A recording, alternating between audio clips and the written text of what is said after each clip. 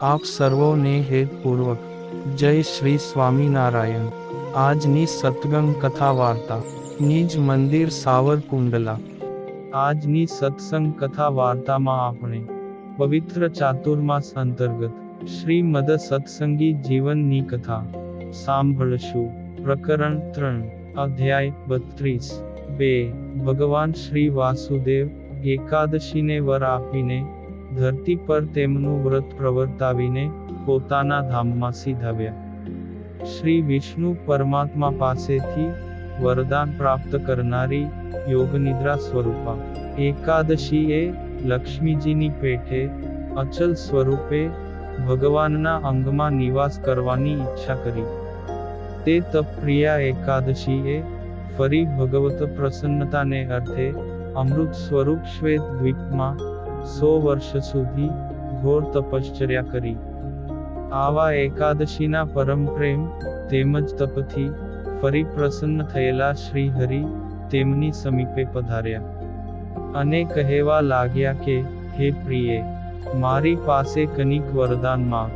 તે શ્રી ભગવાનના વચનો સાંભળીને એકાદશી કહે છે કે, હે પ્રભુ, તમે જો મારા ઉપર પ્રસન્ન થયા હો તો લક્ષ્મીજીની પેઠે મને પણ તમારા કોઈ એક અંગમાં નિવાસ આપો। પછી શ્રી ભગવાન કહે છે કે, હે દેવી, કેડથી નીચેનો ભાગ મેં ગરુડને અર્પણ કર્યો છે, વક્ષસ્થળ લક્ષ્મીજીને, હસ્તકમળ આયુધોને, કાન કુંડળોને, મુખ સરસ્વતીને અર્પણ કર્યું છે, મસ્તક મુકુટને, અને તમને મારા નેત્રો અર્પણ કરું છું, કારણ કે બુદ્ધિમાન પુરુષોએ અતિપ્રિય વ્યક્તિ માટે નેત્ર સ્થાન કહ્યું છે, એટલે તું પણ મને લક્ષ્મીજીની પેઠે અતિશય પ્રિય છો, તેથી તને મારા નેત્રોમાં સ્થાન આપું છું। તે આજના દિવસે અષાઢ માસની શુક્લ પક્ષની એકાદશી તિથિ છે, તેથી આજથી આરંભીને 4 માસ પર્યંત તું મારા નેત્રોમાં નિવાસ કરીને રહે। હે તપસ્વીની, દર વર્ષે 4 માસ સુધી તને હું મારા નેત્રોમાં ધારણ કરીને ક્ષીરસાગરમાં શયન કરીશ। તો હે સુંદરી, મૂળદાનવને મારવા માટે તપો સ્વરૂપ એવી તું મારા 11 ઇન્દ્રિયોના તેજમાંથી પ્રગટ થયેલી યોગ નિદ્રા છો, અને ક્ષીરસાગરમાં શેષ શૈયા પર હું તને મારા નેત્રમાં ધારણ કરીશ। તે સમયે મારા ગૃહસ્થ ભક્તજનો પણ તપશ્ચર્યા કરશે, જે મનુષ્યો ચાતુર્માસમાં મારી પ્રસન્નતાને અર્થે તપ, યોગ તેમજ મારું પૂજન કરશે, તેઓને તત્કાળ ઈચ્છિત સિદ્ધિ પ્રાપ્ત થશે। પછી શ્રી હરિ કહે છે કે, હે ભક્તજનો, આ પ્રકારે શ્રી વાસુદેવ ભગવાને એકાદશીને વરદાન આપ્યું, અને યોગ નિદ્રાને પોતાના નેત્ર સ્થાનમાં ધારણ કરીને ક્ષીરસાગરમાં શેષનાગ રૂપી પર્યંક પર શયન કરવા લાગ્યા। ઇન્દ્રિયોના વિષયો રૂપી આહારનો ત્યાગ કરીને મને સહિત એ ઇન્દ્રિયોની વૃત્તિને ભગવત સ્વરૂપમાં લીન કરી।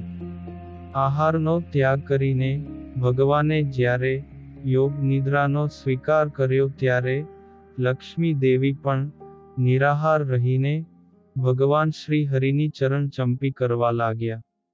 એ સમયે શ્રી ભગવાનના નંદ સુનંદાદિક પાર્ષદો પણ નિરાહાર રહીને ક્ષીરસાગરને કિનારે તપ કરવા લાગ્યા।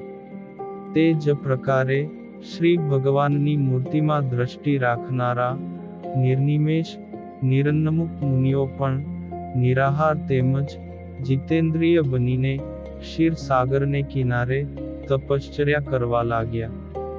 હે ભક્તજનો, એથી જ ચાતુર્માસમાં સર્વ ભક્તજનોને પોતાની શક્તિ અનુસાર તપ કરવું, તેમજ લક્ષ્મી દેવીએ સહિત શ્રી વાસુદેવ ભગવાનનું પૂજન કરવું। આ પ્રકારે ભગવાન શ્રી વાસુદેવ તપો સ્વરૂપા યોગ નિદ્રાને જ્યારે પોતાના નેત્રમાં ધારણ કરે છે, ત્યારે ક્ષીરસાગર નિવાસી પાર્ષદો પોતાના અંતરમાં ખેદ પામે છે, અને એ પાર્ષદો પોતાની ઉગ્ર તપશ્ચર્યાથી ક્યારેય ખેદ પામતા નથી, પરંતુ પોતાના સ્વામીનું કષ્ટ જોઈને તેમને વિશે ભક્તિભાવ હોવાને કારણે તેમના અંતરમાં ખેદ થાય છે. તેથી વિવેકી ગૃહસ્થજનો પણ ચાતુર્માસમાં પૃથ્વી ઉપર ઉપનયન, વિવાહ વગેરે મંગળ કાર્યો પણ કરતા નથી, કેવળ તપશ્ચર્યા જ કરે છે. પછી ચાતુર્માસ પૂર્ણ થતા કાર્તિક સુધી એકાદશીના દિવસે જ્યારે ભગવાન યોગ નિદ્રાનો ત્યાગ કરે છે, ત્યારે તે નિમિત્તે મહાન ઉત્સવ ઉજવાય છે.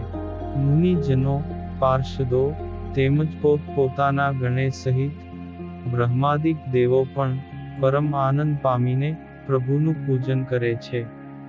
તે સમયે દેવતાઓ પણ પોતાના દુંદુભી વગેરે વાજિંત્રો વગાડે છે, તેમજ અનેક દિવ્ય ઉપચારોથી લક્ષ્મીજીએ સહિત શ્રી યોગેશ્વર ભગવાનનું પૂજન કરે છે. તો હે ભક્તજનો, કાર્તિક સુધી એકાદશીના દિવસે સમગ્ર બ્રહ્માંડમાં અતિશય આનંદ વ્યાપે છે. તેથી આ પ્રબોધિની એકાદશીનો અધિક મહિમા રહેલો છે. આ એકાદશી તિથિ દુર્વાસા મહર્ષિનો શાપ પામેલા મારા પિતા ધર્મદેવના પ્રાગટ્યની તિથિ પણ છે. એટલે આ તિથિ આપણ સર્વેને અતિશય પ્રિય છે. આ દિવસે પ્રાતઃકાળે મારા આશ્રિતે લક્ષ્મી દેવીએ સહિત શ્રી યોગેશ્વર ભગવાન તેમજ ધર્મદેવનું ભક્તિભાવપૂર્વક પૂજન કરવું. અને હે ભક્તજનો, સાયંકાળના સમયે એકાદશીના અધિપતિ દામોદર ભગવાન તેમજ રાધિકાજીનું પ્રીતિપૂર્વક પૂજન કરવું. આ એકાદશીના દિવસે બ્રહ્મચર્યાદિક યમોનું પાલન કરીને ઉપવાસ કરવો, ને રાત્રિએ જાગરણ કરવું. પછી દ્વાદશીના દિવસે ફરીથી ઉત્તર પૂજન કરવું. ભગવદ ભક્ત બ્રાહ્મણોને ઇષ્ટ ભોજનથી તૃપ્ત કરવા, તેમજ વ્રત કરતા પુરુષોએ પણ પોતાના પૂજ્ય જનોની સાથે પારણા કરવા. તો હે ભક્તો, મુનિઓને સાથે રાખીને દેવતાઓ એકાદશીથી આરંભીને 5 દિવસ પર્યંત ક્ષીરસાગરને કિનારે મહાન ઉત્સવ ઉજવે છે. આ 5 દિવસમાં ગ્રહદોષ પણ બાધ કરી શકતો નથી, તેથી બ્રાહ્મણો પણ વિવાહ આદિક મંગલ કાર્ય આ દિવસોમાં કરી શકે છે. એટલે મારા આશ્રિતોએ સર્વ વ્રતોનું ફળ આપતો આ પ્રબોધિનીનો ઉત્સવ પ્રતિ વર્ષ અવશ્ય ઉજવવો. તો ઉદ્ધવ સંપ્રદાયમાં રહેલા નર નારીએ પોતાની શુદ્ધિને અર્થે એકાદશીના ઉપવાસ કરવા. ભગવાન શ્રી વાસુદેવે એકાદશી તિથિને પોતાની તિથિ સ્વરૂપે સ્વીકારી છે. તેથી મારા આશ્રિતે બંને પક્ષની એકાદશીના ઉપવાસ કરવા. સંન્યાસી તેમજ વિધવા સ્ત્રીએ તો વિશેષપણે એકાદશીના ઉપવાસ કરવા. અને જો એમ ન કરે તો તેને દિવસે દિવસે બ્રહ્મહત્યાનો દોષ લાગે છે. જે પુરુષો એકાદશીનો ઉપવાસ કરવામાં અસમર્થ હોય તેમણે ફળાહાર તેમજ રાત્રિ ભોજન વગેરે ગૌણ પક્ષનો આશ્રય કરીને પણ એકાદશીનું વ્રત કરવું. ફળાહાર કરીને પણ વ્રત કરવામાં અસમર્થ નર નારીઓએ ચાતુર્માસની સર્વ એકાદશીના ઉપવાસ પ્રયત્નપૂર્વક કરવા.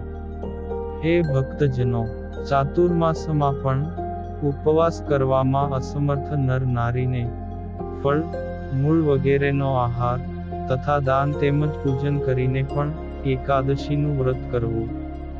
ચાતુર્માસમાં ફલાહાર કરીને એકાદશીનું વ્રત કરતા પુરુષે દેવપોઢીની, પ્રબોધિની તેમજ પરિવર્તિની આ 3 એકાદશીએ તો આદરપૂર્વક ઉપવાસ કરવા. આ ત્રણેય એકાદશીના મધ્યે સર્વ કરતા અધિક આનંદ આપતી આ પ્રબોધિની એકાદશી છે. તેનો મહિમા અધિક છે. તેથી એકવાર અથવા 2 વાર જળપાન કરીને પણ સર્વ ભક્તોએ અવશ્ય ઉપવાસ કરવો. પ્રબોધિની એકાદશીના ઉપવાસથી સર્વ એકાદશીના નિરાહાર ઉપવાસ કરવાનું ફળ પ્રાપ્ત થાય છે. જે ગૃહસ્થોને વ્યાવહારિક વિક્ષેપ ન હોય તેવા ધનવાન ગૃહસ્થોએ સર્વ એકાદશીએ મહાપૂજન કરાવવું. સર્વ કારણના કારણ તેમજ નિર્ગુણ બ્રહ્મ શ્રી કૃષ્ણ પરમાત્માનું સર્વતોભદ્ર મંડળની રચના કરીને તેના મધ્યે કળશનું સ્થાપન કરીને તેમાં પૂજન કરવું. પંચરાત્ર શાસ્ત્રમાં પ્રસિદ્ધપણે પ્રતિપાદન કરેલી શક્તિએ સહિત શ્રી કૃષ્ણ ભગવાનની કેશવાદિક મૂર્તિઓ રહેલી છે તેનું તેમના મંડળમાં પૂજન કરવું. અને શાસ્ત્ર વિધિ અનુસાર એકાદશીના દિવસે શ્રી કૃષ્ણ પરમાત્માને પંચામૃતથી સ્નાન કરાવવું ને મહાભિષેક કરવો ને મહાનૈવેદ્ય ધરાવવું. તો સર્વ એકાદશીએ આ પ્રમાણે પૂજન કરવા અસમર્થ હોય તેમને ચાતુર્માસમાં પૂજા કરવી ને ચાતુર્માસમાં પણ પૂજન કરવામાં અશક્ત હોય તેમને પ્રબોધિની એકાદશીએ મહાપૂજન કરવું. એ પૂજાના ઉત્સવમાં ધનવાન આશ્રિત પુરુષોએ ધનનો લોભ ન કરવો. માટે હે સદબુદ્ધિમાન, શ્રી વાસુદેવ ભગવાનને એકાદશી અતિશય પ્રિય છે. તેથી મારા આશ્રિતે તે દિવસે વિશેષપણે કરીને ઉત્સવ ઉજવવો. હે ભક્તજનો, જે આ એકાદશીનો આદર નહીં કરે તેને ઉદ્ધવ સંપ્રદાયથી બહાર જાણવો. સુવ્રત મુનિ કહે છે કે, હે રાજન, મુનિજનોના રાજાધિરાજ ભગવાન શ્રી હરિના આવા વચનો સાંભળીને સર્વજનો અતિશય હર્ષ પામ્યા. તેમજ પ્રશ્ન પૂછનારા ભક્તજનો વિધિપૂર્વક એકાદશીનું વ્રત કેમ કરવું તે જાણવાની ઈચ્છા ધરાવતા હોવાથી ફરી વાર શ્રી હરિ પ્રત્યે પૂછવા લાગ્યા. ઇતિ શ્રીમદ સત્સંગી જીવને નારાયણ ચરિત્રે ધર્મશાસ્ત્રે તૃતીય પ્રકરણે પ્રબોધિનીના ઉત્સવ ઉપર એકાદશીની ઉત્પત્તિ અને ભગવાન દ્વારા તેને પ્રાપ્ત થયેલા વરદાન આદિકના નિરૂપણ નામે 32મો અધ્યાય સંપૂર્ણ.